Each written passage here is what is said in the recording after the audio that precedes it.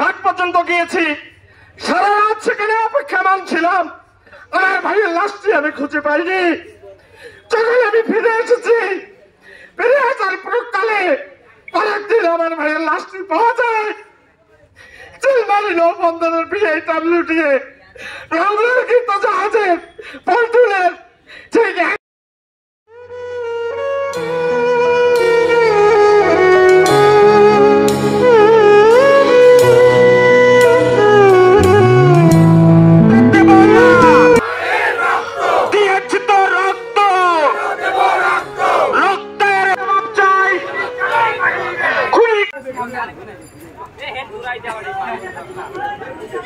মানববন্ধন করেছি। তারপরে আমি আপনার প্রেস ব্রিফিং করেছি, বিভিন্ন আপনার জাতীয় পত্রিকায় আমি আপনার করেছি যে একটি আসামিকে আপনার করেন, আপনারা ধরেন। আমি এখানে তখন ভালো রকমের কোনো আপনার পাই নাই।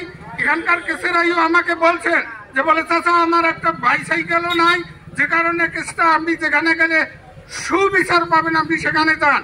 আজকে 9 মাস হয় PBI-কে আমি কেস দিয়েছি এবং বলেছি, বিনয়ের সঙ্গে বলেছি যে আপনারা একটা শুধু আসামি ধরেন, 7 দিন লাগবে না, 9 দিন লাগবে না, 3 দিন লাগবে না, 3 ঘন্টায় আমার ছেলেকে কিভাবে মেরেছে, কোথায় মেরেছে, এটার সঙ্গে কারা কারা সংশ্লিষ্ট এটা আপনার বাহির হবে। আপনারা আশায় থাকেন না, আপনি থাকবেন যে বলে এইরকম ফরেনসিক রিপোর্ট। আরে মতো হত্যাকারী যারা 4 বার ফরেনসিক রিপোর্ট আপনার চেঞ্জ হয়েছে, আপনার রংপুর আপনার আবু সাইদের 4 বার। এইটা হইতে বেশি দেরি লাগবে না, আপনি আসামিকে ধরেন। কিন্তু তারা কোনো কর্ণপাত করে না।